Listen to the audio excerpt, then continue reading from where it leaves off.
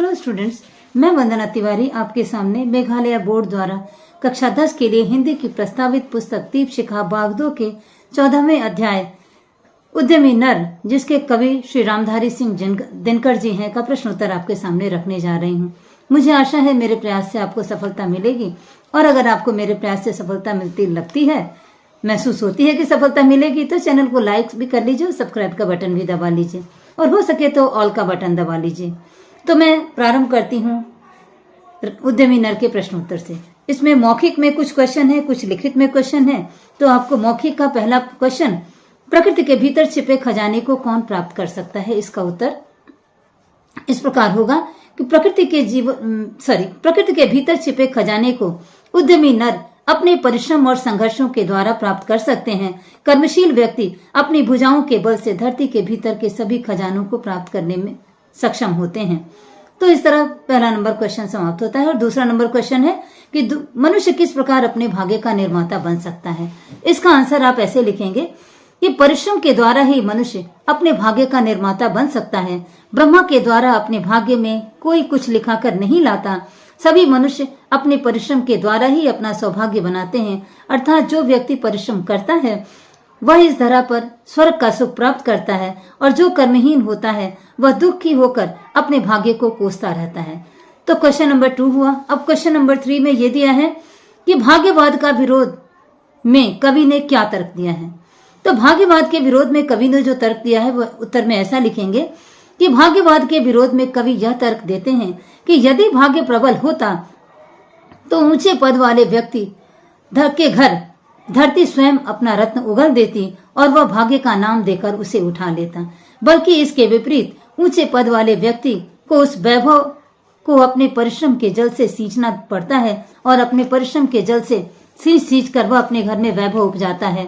तो कवि का मानना है कि यदि ऊंचे पद वाले व्यक्ति के वैभव के डर से प्रकृति उनके आंगन में सारा अपना धन न्यौछावर कर देती, तो ऐसा कहना भाग्यवादियों के विरोध में यह तर्क है।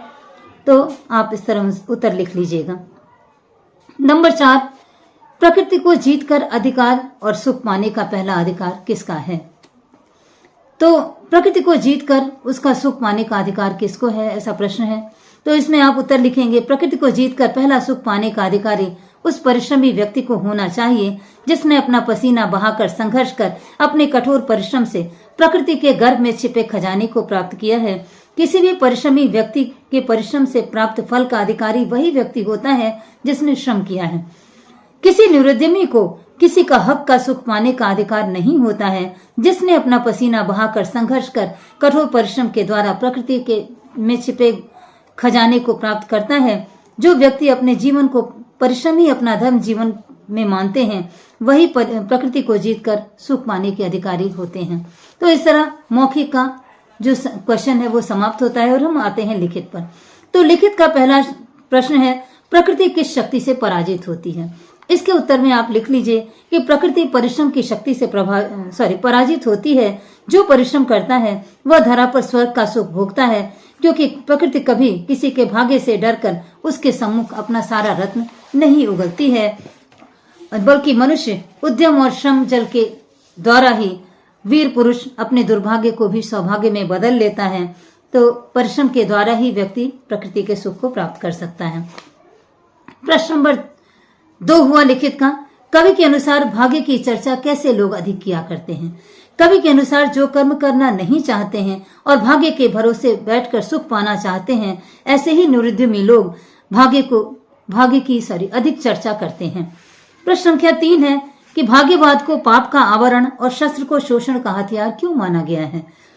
कवि जो कह रहे हैं इसके उत्तर में आप यह लिखेंगे कि भाग्यवाद पाप का आवरण है और शोषण का हथियार है।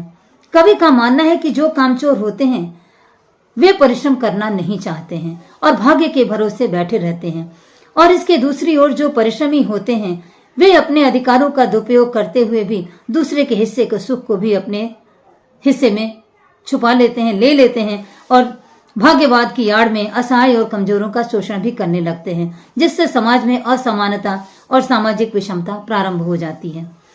प्रश्न संख्या 4 है कि प्रस्तुत कविता से क्या प्रेरणा मिलती है। उद्यमी नर कविता में मनुष्य को निरंतर कर्म करने की प्रेरणा मिलती है कर्म के महत्व को प्रतिष्ठित करते हुए कवि ने भाग्यवाद की आलोचना की है। अर्थात कवि ने कर्म को महत्वपूर्ण बताते हुए कहा है कि कर्म करने से व्यक्ति दुनिया के सभी सुखों को प्राप्त कर सकता है, क्योंकि प्रकृति ने अपने वैभव को धरती के गर्भ में छुपा रखा है और उसे प्राप्त करने के लिए मनुष्य को निरंतर संघर्षशील रहना चाहिए। और अगर संघर्षशील नहीं रहेंगे तो आप प्रकृति के सुखों को प्राप्त नहीं कर सकेंगे। भाग्य के भरोसे बैठने रहने से हमें कुछ भी प्राप्त नहीं होगा। इस तरह सारे प्रश्नोत्तर समाप्त होते हैं। मुझे आशा है आपको मेरे प्रयास से सफलता मिलेगी। धन्यवाद।